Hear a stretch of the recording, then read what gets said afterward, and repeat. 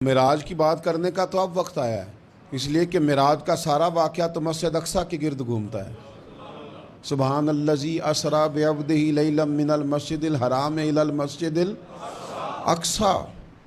حضور نے معراج کی رات مسجد اقصیٰ میں نماز پڑھائی تھی، اور ایک بار پھر سے طیبہ سے فلسطین میں آ، راستہ دیکھتی ہے پھر مسجد اقصیٰ تیرا۔ ایک بار حضور گئے تھے مکے سے مسجد اقصیٰ، اور پھر حضور فرماتے ہیں جب میں واپس گیا نا تو کفار نے جو کہ مسجد اقصیٰ دیکھی ہوئی تھی تو مجھ سے پوچھنا شروع کر دیا کہ مسجد اقصیٰ کی کھڑکیاں کتنی ہیں، دروازے کتنے ہیں، پلر کتنے ہیں۔ جب انہوں نے سوال جواب کیے تو حضور فرماتے ہیں کہ رب کریم نے مسجد اقصیٰ کو اٹھا کے میرے سامنے رکھ دیا۔ میں دیکھتا جاتا تھا، بتاتا جاتا تھا، کہہ لوں بات کر لوں۔ ایک دفعہ حضور مکے سے مسجد اقصیٰ آئے، اور ایک دفعہ مسجد اقصیٰ میرے نبی کی زیارت کے لیے مکے گئی، حضور کی زیارت کے لیے مکہ شریف گئی۔ اور میرے نبی تو صرف کسی چیز کی طرف ایک دفعہ دیکھ لیں تو وہاں رحمت کے پھول کھلتے ہیں۔ مسجد اقصیٰ کی طرف منہ کر کے 17 مہینے میرے نبی نے نماز پڑھی ہے۔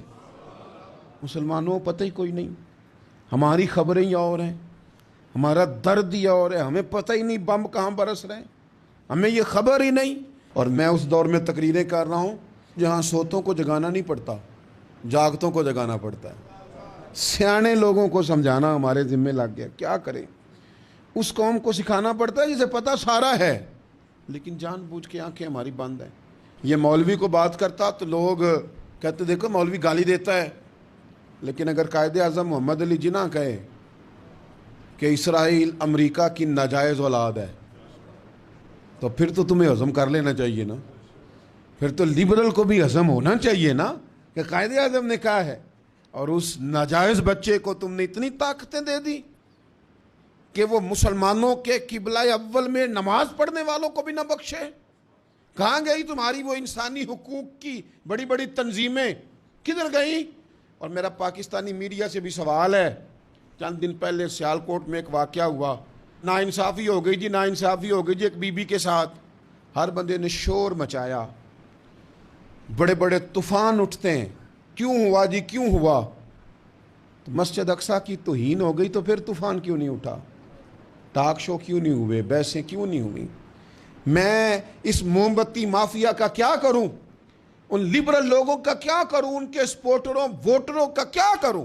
ان سیاسی جماعتوں کے کارکنوں کو کیا نام دوں کہ جو ان فضول بحثوں میں تو وقت ضائع کرتے ہیں، اور وہ مسجد اقصیٰ جس کے بارے میں میرے نبی پاک صلی اللہ علیہ وسلم سے ایک صحابیہ نے پوچھا تھا، یا رسول اللہ مسجد اقصیٰ میں نماز پڑھنا کتنا کو بہتر ہے باقی نمازوں کے مقابلے میں؟ تو حضور نے فرمایا 1000 گنا بہتر ہے۔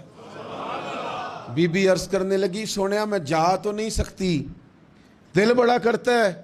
تو حضور نے فرمایا جا نہیں سکتی تو وہاں تیل ہی بھجوا دے، تیری حاضری لگ جائے۔ جس میں حاضری لگوانے کی حضور بات کریں جس مسجد میں، اور نبی پاک علیہ السلام نے فرمایا خاص کر کے سفر کرنا ہوا تو 3 مسجدوں کے لیے کرنا، ایک مسجد حرام بیت اللہ کے لیے، ایک مسجد نبوی کے لیے، اور تیسرا مسجد اقصیٰ کے لیے۔